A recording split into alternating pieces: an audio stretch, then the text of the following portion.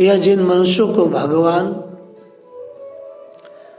चित्र मूर्ति या किसी पहाड़, नदी, सरोवर, कुआं, बावड़ी, नगर, गांव, कस्बों के रूप में मिल चुके हैं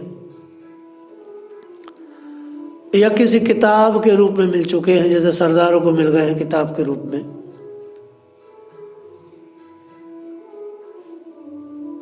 उनको उनकी जड़ताओं और मूढ़ताओं, रूढ़ियों से हटाना आसान नहीं है।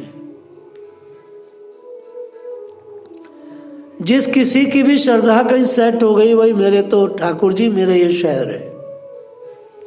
कोई कहता मैं तो इस नदी को ही मानता हूं अपना, बाकी किसी को नहीं मानता।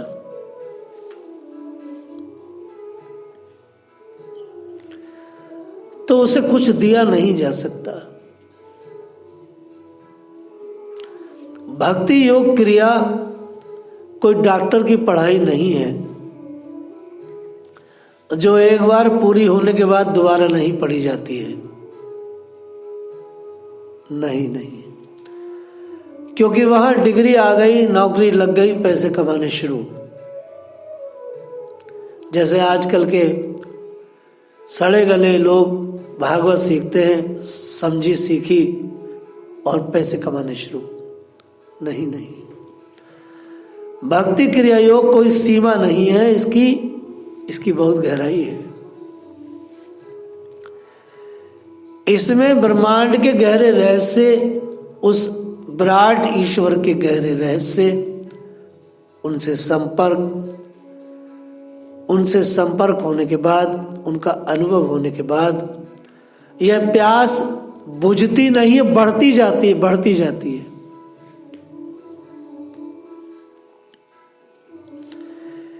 इसलिए वैष्णव क्रिया योग के माध्यम से अपने को आदि स्रोत से जोड़ने का प्रशिक्षण लेना होगा। ये कोई पढ़ाई नहीं है, जिसमें सबसे पहले आसन साधन, श्वास साधना, शरीर साधना, नाम साधना, ध्यान साधना, एक एक चीज पर काम करना होगा। अगर ये सारी चीजों पर हम, जैसे क्लास होता है ना बच्चे का, हिंदी का क्लास, इतिहास का, भूगोल का, वैसे ये क्लास है और ये सब के सब एक साथ चलते हैं। ऐसा नहीं किसी ने श्वास क्रिया पूरी कर ली तो अब वो और कुछ करेगा, सारी क्रियाएं एक दूसरे के साथ हैं।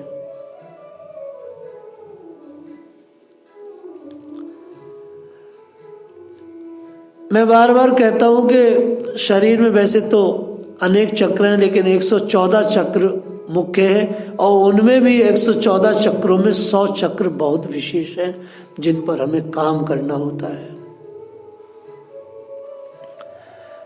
और ये सारे चक्र जो हैं कोई ऐसे गोल नहीं है, ये त्रिकोण रूप में है, ये ऐसे घूमते हैं अपने स्थल पर।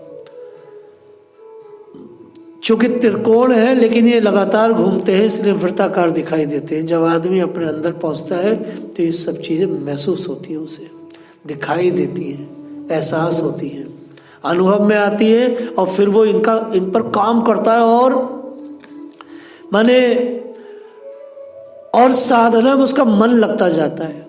एक बार भी अगर आपको अंदर का दृश्य दिखाई देगा तो आपको उसी दिन बैठने का रस आने लगेगा।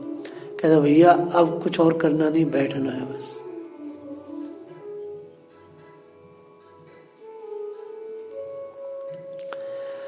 इसलिए ये भागवत बड़ी विशेष है।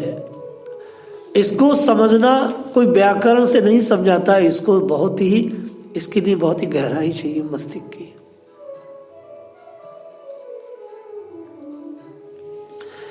सुना है कि कोरोना वायरस दोबारा से डेवलप हो रहा है देश में। देखिए, मानव अपनी वाणी का यदि दुरुपयोग बंद कर दे तो काम बन जाएगा, नहीं तो कोरोना अगर चला भी गया है तो एक नई चीज सामने आ जाएगी मनुष्य के लिए। क्योंकि प्रकृति जब सुधारने पर आती मनुष्य को तो सुधारे बिना नहीं रहती है। मानव अपनी वाणी का दुरुपयोग करना बंद करे, अन्यथा अब की बार ऐसा वायरस आएगा जो सीधा जिह्वा पर, जीभ पर अटैक करेगा, जिससे ना मनुष्य बोल पाएगा ना कुछ खा पाएगा। अभी तो बोल भी पा रहे हैं, खा भी पा रहे हैं, इसलिए वाणी का दुरुपयोग बहुत घातक है। हम पंचम स्कंद सुन रहे हैं, बड़ा विशेष है। हम अपनी भावनाओं की गुत्थियों में कब तक फंसे रहेंगे? ये कल भी मैंने कहा था, यादों का ग्लेशियर बना रहता है जो जरा से एहसास से पिघलने लगता है। भक्तों में और परिवार के लोगों में कितना अंतर है, इसका छोटा सा दृष्टांत बता रहे हैं। आपके भक्त हैं, प्रेमी हैं, आपसे उनका आध्यात्मिक रिश्ता है, उनके बीच में कोई वैमनस्यता हो तो वो दूर हो जाए, क्योंकि भक्ति है वहां बीच में। लेकिन पारिवारिक जो रिश्ते हैं, अगर वहां कोई त्रुटि हो जाए, वहां कोई खेल बुरा हो जाए, तो वो आपको भक्तों की तरह ट्रीट नहीं करेंगे। वह रिश्ते अगर बिगड़ गए तो आसानी से सुधरते नहीं, वह रिश्ते बिगड़ गए तो आसानी से संभलते नहीं, सजते नहीं। भक्ति के रिश्ते अगर बिगड़ते हैं तो बनते भी हैं, लेकिन पारिवारिक रिश्ते कभी नहीं बनते, क्योंकि उनमें गहरे में द्वेष और जाने क्या क्या होता है। भक्ति के द्वेष, राग, मोह इत्यादि क्षणिक होते हैं, बनते और बिगड़ते रहते हैं, क्योंकि भगवान उनमें शामिल है ना भैया। भावनाओं की गुत्थियां, इनमें फंसा जीव जन्म दर जन्म खराब करता जाता है। मैं एक उदाहरण दे रहा हूं, जैसे कोई व्यक्ति कोई कहे गुरुजी मैं आपसे प्यार करता हूं, तो दूर रहकर ये प्यार करना बड़ा आसान होगा। किस कोई व्यक्ति साधक कहे गुरुजी मैं आपसे प्रेम करता हूं, तो दूर रहा व्यक्ति अपने गुरु से प्रेम करे तो आसान होगा, क्योंकि मेरे चित्र के सामने रखकर भक्ति का व्यवहार भी करता है, परंतु मेरे साथ रहकर क्या वो मुझसे प्यार कर सकता है? क्या वो वैसे जैसे चित्र के साथ व्यवहार करता है, क्या वो साकार मेरे शरीर से व्यवहार कर पाएगा? शायद नहीं। बस यही सीखना होता है कि उस परात्पर ईश्वर के साथ हमें कैसे रहना, उनके धाम में जाकर किस तरह से हमको बात करनी है, उनके साथ कैसे रहना है, कैसे व्यवहार करना है। ये सिर्फ कृष्ण कृपा मूर्ति, वो जो कृष्ण की कृपा की मूर्ति गुरु है, उसके साथ जीते जी रह करके ये सीखा और समझा जा सकता है। लेकिन हम लोग चूक जाते हैं,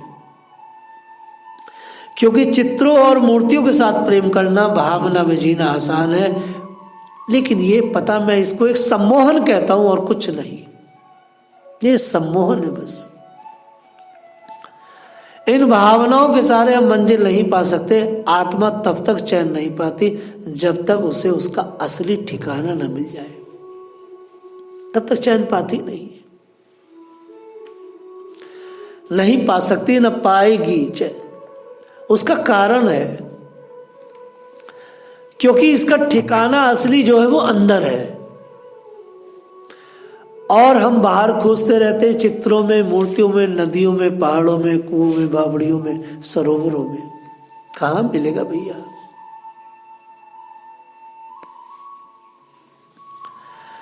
नहीं मिल पाएगा।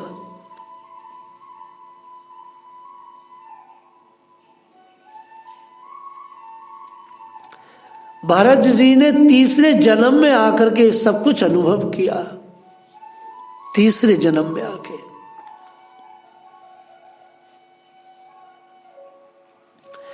संसार में जो वासनाएं हैं अपने परिवार के लिए, उन वासनाओं को अगर हम थोड़ा सा भी कंट्रोल कर ले तो बहुत कुछ कर सकते हैं, लेकिन हम ऐसा कर नहीं पाते, क्योंकि ये जितना भी गृहस्थ धर्म है, ये सिर्फ एक दूसरे के देखा देखी हम लोग ऐसा करते हैं। भागवत कहती है एक दूसरे को देखा देखी करके लोग बस वही बुरे बुरे काम करते चले जा रहे हैं।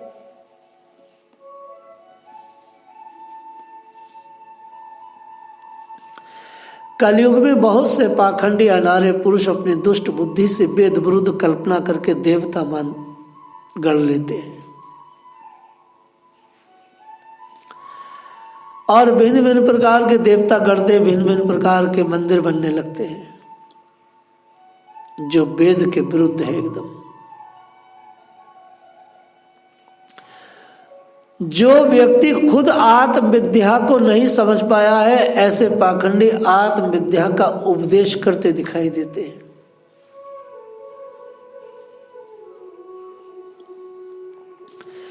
जिस व्यक्ति को श्री नारायण का साक्षात अनुभव हुआ हो, जो उनमें लगा हो, ऐसा व्यक्ति कुछ बोले तो काम बनता है।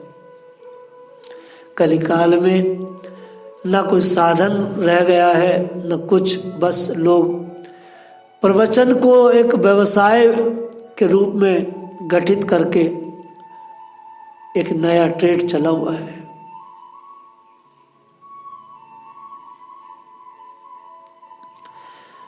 ब्रह्मवेता महापुरुषों के चरणों की सेवा से वह भक्ति योग प्राप्त हो सकता है, लेकिन ब्रह्मवेता महापुरुष जो हैं उनके पास जावे कौन? वो सटीक बोलते, कड़वा बोलते, वह तिरछा बोलते, चुभते शब्द बोलते, उससे प्रवृत्ति मार्ग में फंसे हुए जो लोग हैं वो उन्हें सह नहीं पाते, इसलिए पथ धूमिल हो रहा है।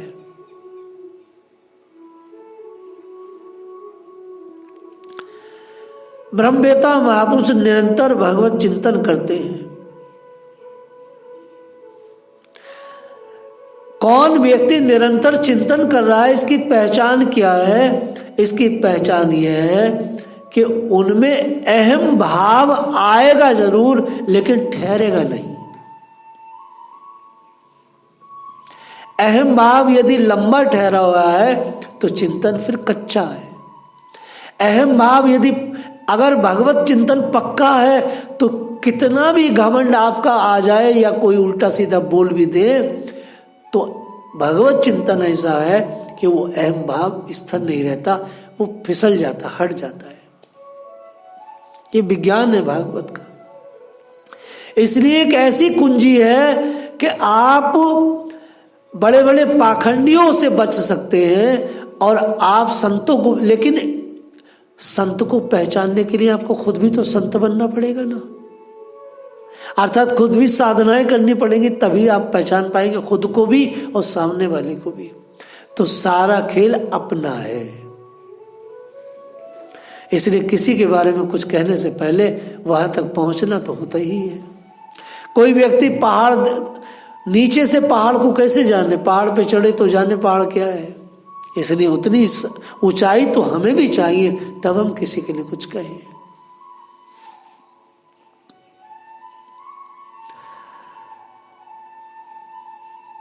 इस श्रीमद् भागवत में जो कुछ भी है वह संसार के प्रत्येक मनुष्य के लिए है। आप कुरान शरीफ की बात करेंगे जो हवाई झूठी मक्कारी से भरी घातक किताब है, उसमें खुद मोहम्मद ने ये बात कही है, जो मोहम्मद बिन अब्दुल्ला है जिसने ये इस्लाम चलाया, वो उसमें कहता है कि ये मैंने अरबी में इसको नाजिल की है और ये केवल अरबी लोगों के लिए है, ये सारे विश्व के लिए नहीं है, केवल अरबियों के लिए है। लेकिन श्रीमद् भागवत में स्पष्ट कहा गया है कि ये वैश्विक ग्रंथ है, ये कीड़े से लेकर ब्रह्मा तक एक एक जीव जंतु, मनुष्य, गंधर्व, राक्षस, पशु पक्षी सब के लिए है। ये मनुष्य मात्र के लिए नहीं, ये जीव मात्र के लिए है। संसार में ऐसा कोई ग्रंथ नहीं जो कहता हो ये मनुष्य मात्र नहीं, जीव मात्र, ये सर्वभूत हिते रहता, सर्वभूतों के हित के लिए है।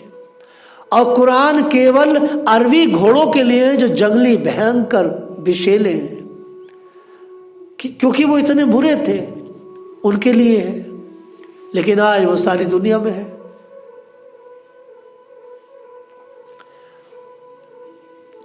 तो आज जो है वो सब उसको जो है पूरी जगह उसका वायरस फैला है। जैसे कोरोना वायरस फैला है, वैसे ही कुरान का वायरस भी पूरे विश्व के मानवों में फैला हुआ है। आज कोई देश संस्कृति बची नहीं है इस कुरान के वायरस से। हर जगह कुरान का वायरस पैर फंसा रहा है। ये तो इस कोरोना वायरस से भी ज्यादा घातक है। ये मनुष्य जाति के लिए बहुत ही खतरनाक है। सारे विश्व के अच्छे मानवों को एकजुट होकर के इस कुरान वायरस से भी लड़ना चाहिए। प्रेम से समझाओ कि भैया ये कोरोना से भी ज्यादा खतरनाक कुरान वायरस है, जो गैर मुस्लिमों को हत्या करने के लिए आदेश देता है। क्योंकि ये मेरे लिए है, इसलिए मुझे बोलना पड़ता है। भागवत संसार के एक एक कीट पतंग तक के लिए, मनुष्य की तो बात छोड़ो, कीट पतंग तक के लिए सबको कैसे रहना है, ये भागवत है। भागवत माने भगवान और जीव मात्र के बीच का जो संबंध है वो भागवत। एक मच्छर का भी संबंध भगवान से है।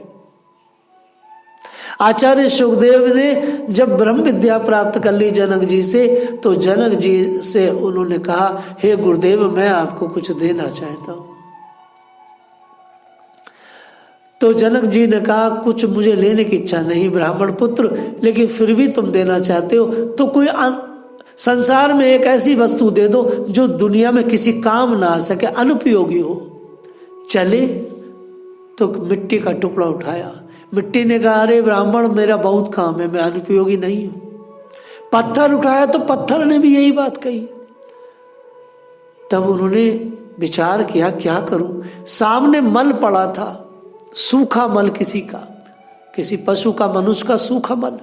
वो सूखे मल को जब उठाने लगे तो उस मल में से आवाज आई, हे ब्राह्मण पुत्र मैं हूं तो मल।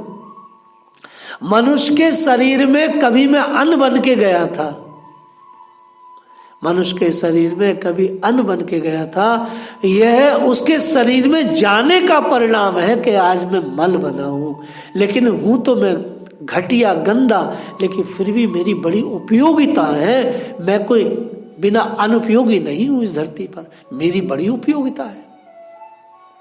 तब सुखदेव जी ने विचार किया कि संसार में कोई भी अनुपयोगी नहीं है, सबकी उपयोगिता है। सो अगर कोई अनुपयोगी वस्तु है तो मेरा अहम भाव है, मैं मेरे गुरुदेव को अपना अहम भाव ही प्रस्तुत करूंगा।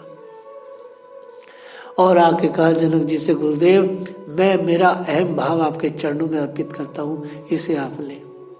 तब जनक जी ने कहा, पुत्र अब तुम कृतार्थ हो गए, अब तुम पूर्ण हो गए, जाओ आनंद लो और भागवत धर्म का प्रचार प्रसार पूरे विश्व में प्रत्येक व्यक्ति को करो, सबको करो, एक एक।